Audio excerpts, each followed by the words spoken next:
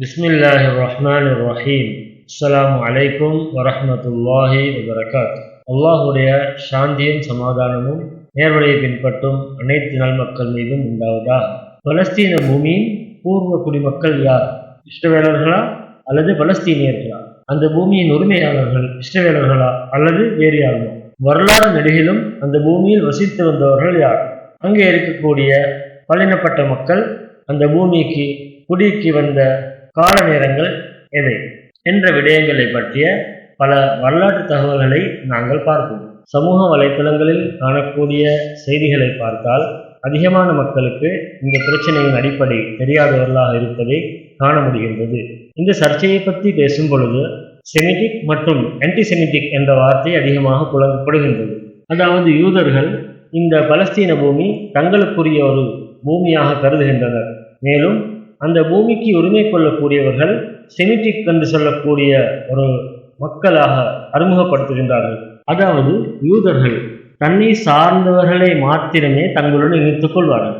இந்த பலஸ்தீன பூமியின் உரிமையை கோரும் பொழுது அவர்கள் இது செமிட்டிக் என்ற மக்களுக்கு உரித்தானது என்பதாகவும் தங்களுக்கு எதிரானவர்களை ஆன்டிசெமிட்டிக் செமிட்டிக்கு மாற்றமானவர்கள் என்பதாகவும் அறிமுகப்படுத்துகின்றார்கள்.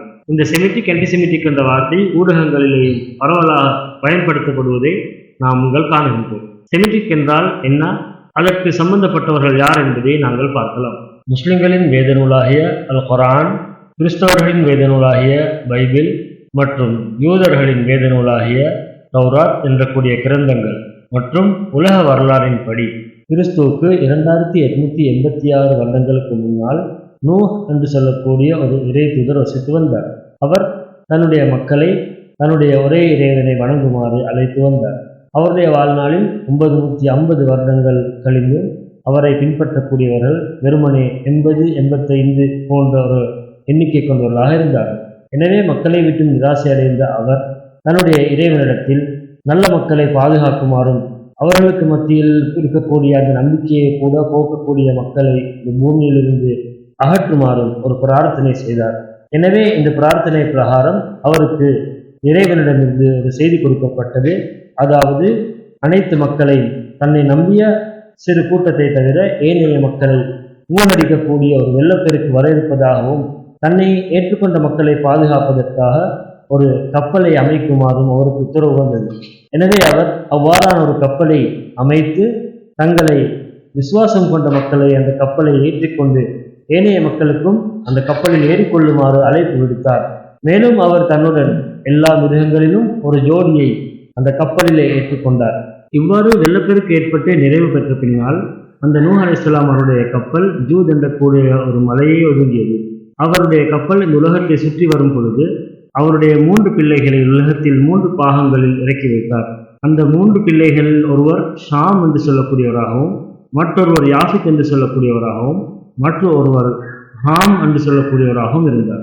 இவ்வாறு ஷாம் என்று கூடியவருடைய மகனை இவர் ஈராக் பகுதியிலும், ஹாம் என்று கொள்ளக்கூடிய மகனை ஐரோப்பிய பகுதியிலும், யாஃபித் என்ற கூடிய மகனை ஆப்பிரிக்கா பகுதியிலும் தரையிறக்கினார்.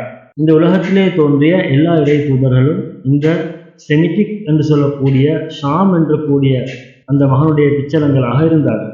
அந்த செமிட்டிக்கை சார்ந்த 5 மொழிகள் காணப்படுகின்றது. ஒன்று அல் குர்ஆனுடைய மொழியாகிய அரபி மற்றும் பைபிளுடைய மொழியாகிய ஹீப்ரு மற்றும் யூதர்களின் தௌராத் வேதத்துடைய மொழியாகிய அரமை. மேலும் சிரிய பகுதியை சார்ந்த மக்கள் பாவிக்கக்கூடிய சிரியன் மொழியும், மேலும் ஆப்பிரிக்காவின் ஒரு பகுதி மக்கள் பாவிக்கக்கூடிய ஹபஷி மொழி ஆகிய 5 மொழிகளை பேசக்கூடியவர்களும் இந்த செமிட்டிக் மக்களாக கருதப்பட்டார்கள். இந்த மொழிகளை பாவிக்காதவர்கள் அவர்கள் ஆன்டிசெமிட்டிக் செமிட்டிக்கு மாற்றமானவர்கள் என்பதாக உண்மையிலே கருதப்படுகிறார்கள். இருந்தாலும் யூதர்கள் தங்களுடைய அந்த யூத குடும்பத்தை தவிர உள்ள அனைவரும் ஆன்டிசெமிட்டிக்கானவர்கள், செமிட்டிக் உடைய வம்சத்துக்கு மாற்றமானவர்கள் என்பதாக ஒரு பிரச்சாரத்தை செய்து கொண்டிருக்கிறார்கள்.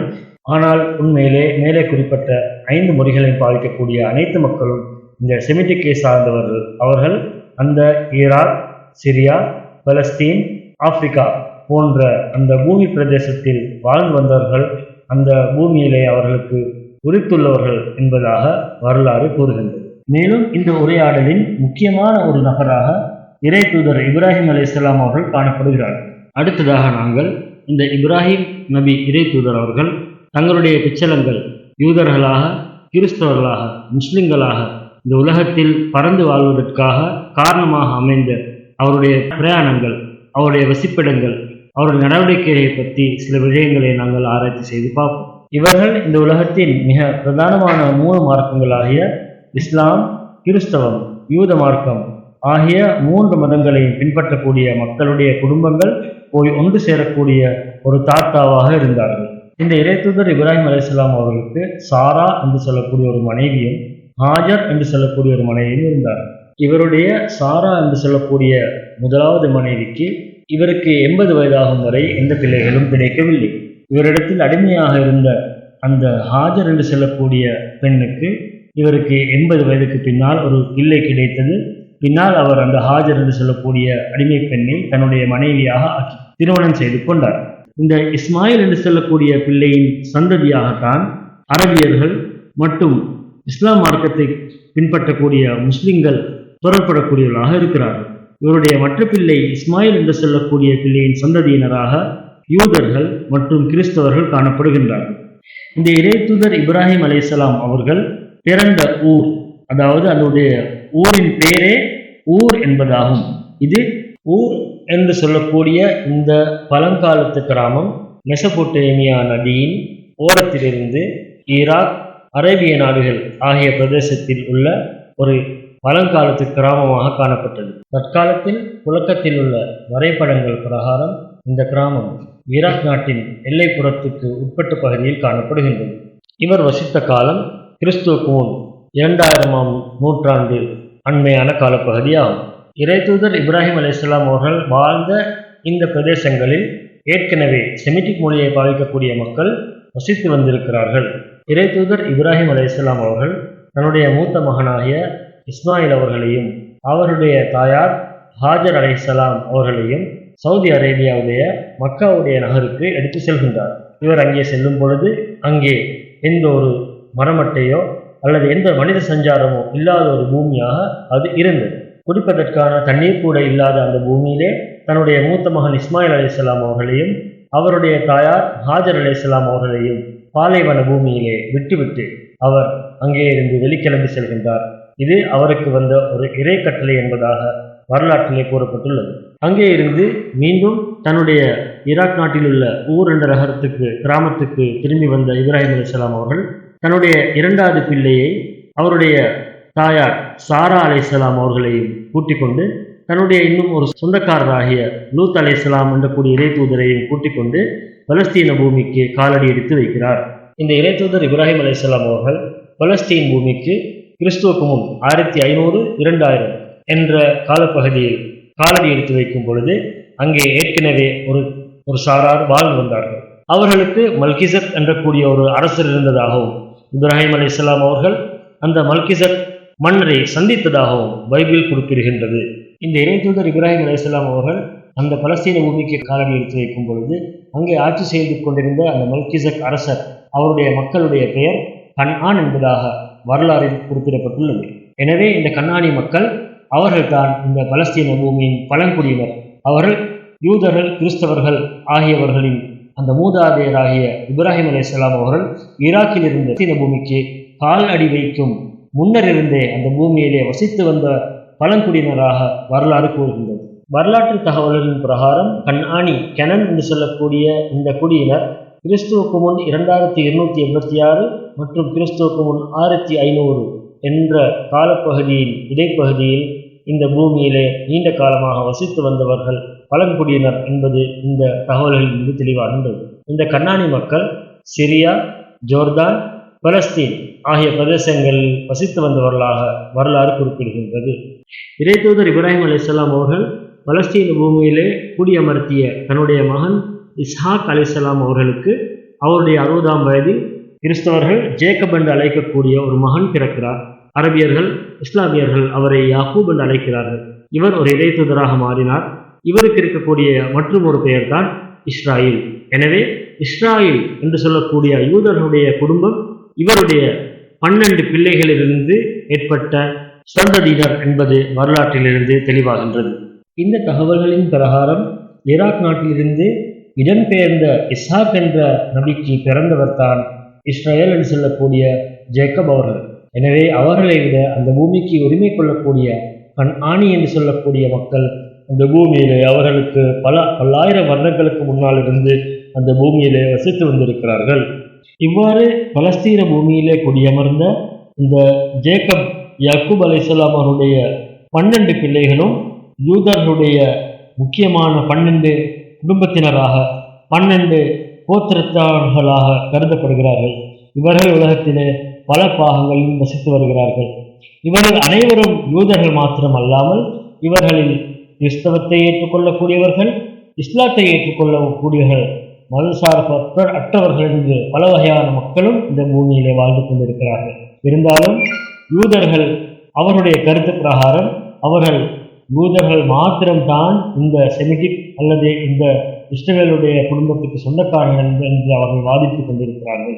இந்த இறைத்தூதர் யாக்கூப் அலைஹிஸ்ஸலாம் அவர்களுக்கு இருந்த 12 பிள்ளைகளில் ஒருவராக நபி யூசுப் அலைஹிஸ்ஸலாம் அவர்கள் இருந்தார். இவர் கிறிஸ்துவுக்கு முன்னால் 1600 கால பகுதியிலே வசித்தார். இந்த முஸ்லிம்கள் யூசுப் என்று அழைக்கக்கூடிய, கிறிஸ்தவர்கள் யூதர்கள் ஜோசப் என்று அழைக்கக்கூடிய இந்த நபிக்கு அவருடைய வாழ்க்கையில பல சுவாரஸ்யமான சம்பவங்கள் ஏற்பட்டிருக்கிறது. இந்த இறைத்தூதர் யூசுப் அலைஹிஸ்ஸலாம் அவர்கள் மற்றும் அவருடைய இன்னும் ஒரு சகோதரர் மாத்திரம் யாக்கூப் அலைஹிஸ்ஸலாம் அவருடைய 2வது மனைவிக்கும் ஏனைய 10 சகோதரர்கள் மூத்த மனைவிக்கும் கிடைத்தார்கள் என்பதனால் அவர்களுக்கு மத்தியிலே போட்டிகள், பொறாமைகள் இருந்து வந்தது. இந்த பொறாமைகளின் காரணமாக இந்த யூசுப் அலைஹிஸ்ஸலாம் அவர்கள் சிறு பிராயத்தில் பின்னால் ஒரு இறை தூதராகவும் ஒரு முக்கியமான மனிதராகவும் மாறுவார் என்பதை அறிந்து கொண்ட அவருடைய சகோதரர்கள் அவர் மீது கொண்ட பொறாமையின் காரணமாக அவரை கொலை செய்ய முயற்சி செய்து ஒரு கிணற்றிலே தள்ளிவிடுகிறார்கள். இவ்வாறு கிணற்றிலே தள்ளப்பட்ட நபி யூசுப் அலைஹிஸ்ஸலாம் அவர்களை ஒரு வியாபார கூட்டம் அடிமைப்படுத்தி எகிப்து நாட்டுக்கு கொண்டு சென்று விட்டு விடுகிறார்கள். இதுவே அந்த யூசுப் அலைஹிஸ்ஸலாமுடைய வாழ்க்கையின் ஒரு மிகப்பெரிய திருப்பு முனையாக மாறுகிறது. இவ்வாறு எகிப்து நாட்டு மன்னருக்கு விற்கப்பட்ட நபி யூசுப் அலைஹிஸ்ஸலாம் அவர்கள் அந்த மன்னருக்கு கீழே பணிபுரிந்து வந்து நம்பிக்கையாக நடந்து கொண்டதனால், அங்கே ஏற்பட்ட பல பிரச்சனைகளின் போதும் அவர் சகிப்புத்தன்மையுடன் நடந்ததினால் அவர் பின்னால் அந்த மன்னரால் கௌரவிக்கப்பட்டு அந்த ஆட்சியிலே ஒரு உயர்ந்த பதவியை பெற்றவராக மாறி பின்னால் அவர் எகிப்தின் ஒரு அரசனாக மாறிவிடுகின்றார். இந்த காலப்பகுதியிலே எகிப்து, பலஸ்தீன் உட்பட பல பாகங்களிலேயே ஒரு பஞ்சம் ஏற்படுகின்றது. இந்த பஞ்சத்தின் போது ஒரு கருணையுள்ள ஒரு அரசர் எகிப்து நாட்டிலே மக்களுக்கு உதவுவதை கேள்விப்பட்ட இஸ்ரவேலுடைய பிள்ளைகள் தங்களுடைய சகோதரர்களை அழைத்து கொண்டு எகிப்துக்கு செல்கின்றார்கள். அங்கே போனவர்கள் தங்களால் கொலை செய்யப்பட்ட ஒரு சகோதரர் அங்கே ஆட்சியில் இருப்பதைக் கண்டு தங்களுடைய அனைத்து குடும்பத்தினர் சகோதரர்களை ஒன்று சேர்த்து கொண்டு எகிப்துக்கு குடியமர்வதற்காக செல்கின்றனர். இவ்வாறு எகிப்திலிருந்து யூதர்கள், இஸ்ரவேலுடைய பிள்ளைகள் எகிப்துக்கு முழுமையாக இடம்பெயர்ந்து விடுகின்றனர். அவர்கள் அங்கே 400 வருடங்களை கழிக்கின்றனர். இந்த சம்பவங்களின் பிரகாரம் ஜேக்கப் இஸ்ரவேல் நபி அவர்களுக்கு முன்னால் பலஸ்தீன பூமியிலே யூதர்கள் அல்லது இஸ்ரவேல்கள் செல்லக்கூடிய ஒரு குடிமக்கள் வாழ்ந்ததாக சரித்திரத்தில் இல்லை. அதேபோல் அதற்கு சிறிய காலத்துக்கு பின்னால் அந்த யூத இஸ்ரவேலுடைய மக்கள் அனைவரும் எகிப்துக்கு இடம்பெயர்ந்து விடுகிறார்கள். இந்த எல்லா காலப்பகுதியிலேயும் பலஸ்தீனத்திலே தொடர்ச்சியாக குடியிருந்த அந்த பூமியின் பழங்குடியினராக கன்ஆனிகள் காணப்பட்டார்கள்.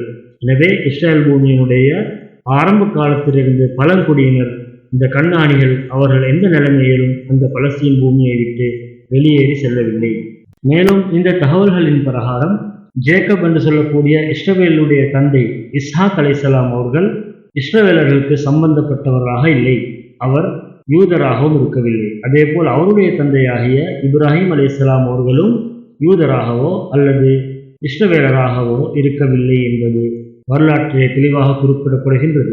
ஆனாலும் யூதர்கள் இஸ்ஹாக் மற்றும் இப்ராஹிம் அலைஹிஸ்ஸலாம் ஆகிய இருவரும் தங்களை சார்ந்த யூதர்கள் இஸ்ரவேலுடைய பிள்ளைகள் என்று சொல்ல முயற்சி செய்கிறார்கள். ஆனால் யூதர்கள் இவர்கள் இருவரும் யூத குடும்பத்தை சேர்ந்தவர்கள், இஸ்ரேலிய குடும்பத்தை சேர்ந்தவர்கள் என்று வாதாடுகிறார்கள். இருந்தாலும் அவர்களுக்கான எந்த சான்றுகளும் இல்லை. இஸ்ரேல் என்ற பெயர் இஸ்ஹாக் அலைஹிஸ்ஸலாத்துடைய பிள்ளை யாக்கூப் அலைஹிஸ்ஸலாம் அவருக்கு பின்னால் தான் வருகின்றது. எனவே இதனால் தான் குர்ஆன் யூதர்களை பார்த்து, இஸ்ரவேலர்களை பார்த்து, நீங்கள் ஏன் இப்ராஹிம் அலைஹிஸ்ஸலாமுடைய விடயத்திலே வாதாடுகின்றீர்கள்? அவர்கள் யூதராகவோ கிறிஸ்தவராகவோ இஸ்ரவேலராகவோ அவர் இருக்கவில்லை. தௌராத் மற்றும் இஞ்சில் என்று சொல்லக்கூடிய 2 வேதங்களும் அவருக்கு பிற்பட்ட காலத்திலேயே இறங்கியது என்று கூறுகின்றது.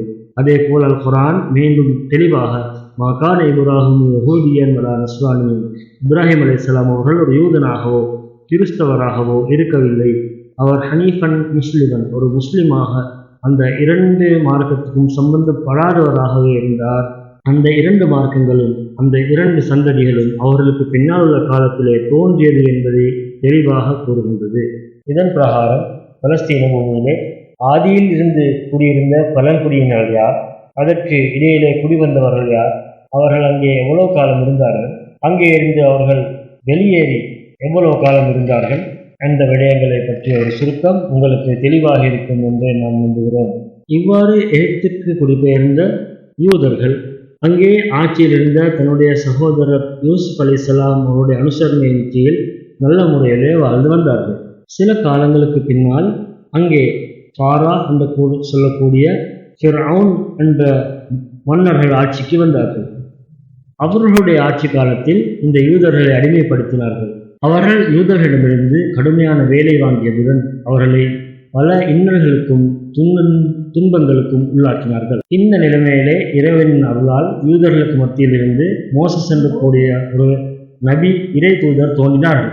இந்த இறை தூதர் மூசா அலைஹிஸ்ஸலாம் அவர்களுக்கு அல்லாஹு தஆலா தௌராத் என்ற கூடிய இறை வேதத்தை அருள்கின்றார். மேலும் மூசா அலைஹிஸ்ஸலாம் அவர்கள் யூதர்களிடம் அல்லாஹு தஆலா அவர்களுக்கு ஒரு வேதத்தை அருளிருப்பதாகவும் அதிலே அவர்களுக்கு ஒரு புனித பூமியை வாக்களித்திருப்பதாகவும் அந்த பூமியை பெற்றுக்கொள்வதற்காக மூசா அலைஹிஸ்ஸலாம் அவர்கள் சென்று பலஸ்தீன் பூமியில் உள்நுழைந்து அந்த பூமியில் இருக்கக்கூடிய மக்களுடன் போரிட்டு அந்த பூமியை வென்றால் அவர்களுக்கு அந்த பூமி பரிசுத்த பூமியாக கிடைக்கும் என்பதாக சொல்லுகின்றார்கள்.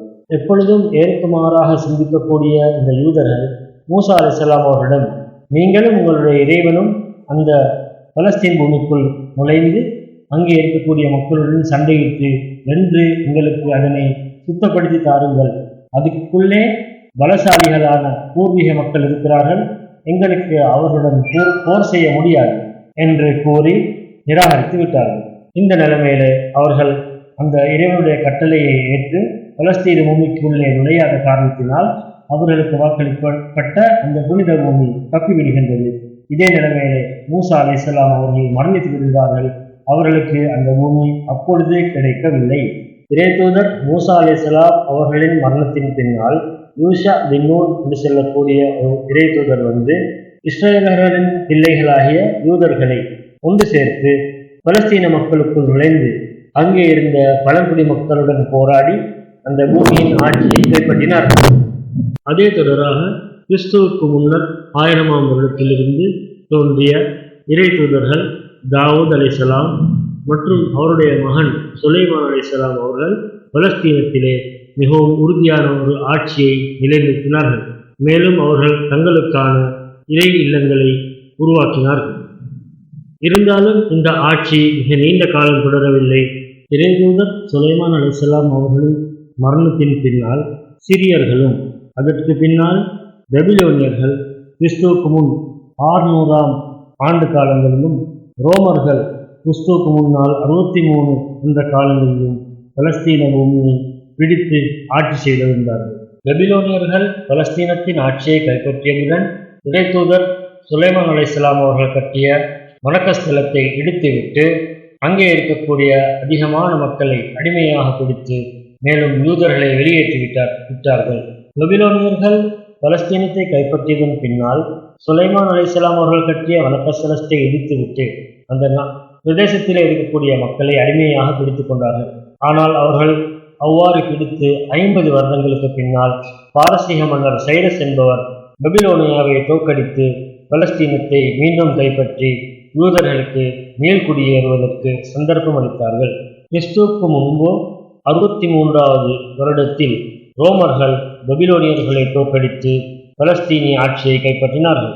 மிக விரைவில் அவர்கள் தன்னுடைய ஆட்சியை பலஸ்தீனம் பூராகவும் பரவலாக்கிவிட்டார்கள். இந்த காலத்தில் அவர்களும் யூதர்களுக்கு அந்த பூமியிலே வாழ்வதற்கு அனுமதி வழங்கியிருந்தார்கள். இதற்கு பிற்பாடு இறை தூதர் ஈசா அலைஹிஸ்ஸலாம் அவர்கள் யூத குடும்பத்தில் இருந்து பலஸ்தீன பூமியிலே தோன்றி ஒரு இறை தூதராக சிறு வயதிலேயே மாறி மக்களுக்கு மத்தியிலே மார்க்க பிரச்சாரம் செய்து இறைவனிடத்திலிருந்து ஒரு வேதத்தை பெற்று அதை மக்களுக்கு மத்தியிலே போதித்து வந்தார்.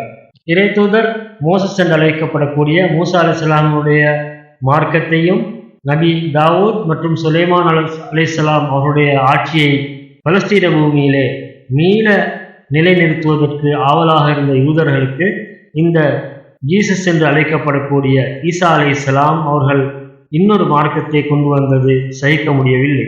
எனவே அவர்கள் ஜீசஸ் என்று அழைக்கப்படக்கூடிய ஈசா அலைஹிஸ்ஸலாம் அவர்களை கொலை செய்வதற்கு திட்டமிட்டார்கள். கிறிஸ்தவர்களின் கருத்துப்படி யூதர்களால் ஈசா அலைஹிஸ்ஸலாம் அவர்கள் கொலை செய்யப்பட்டார்கள். முஸ்லிம்களின் கருத்துப்படி ஈசா அலைஹிஸ்ஸலாம் அவர்கள் வானத்திற்கு உயர்த்தப்பட்டார்கள்.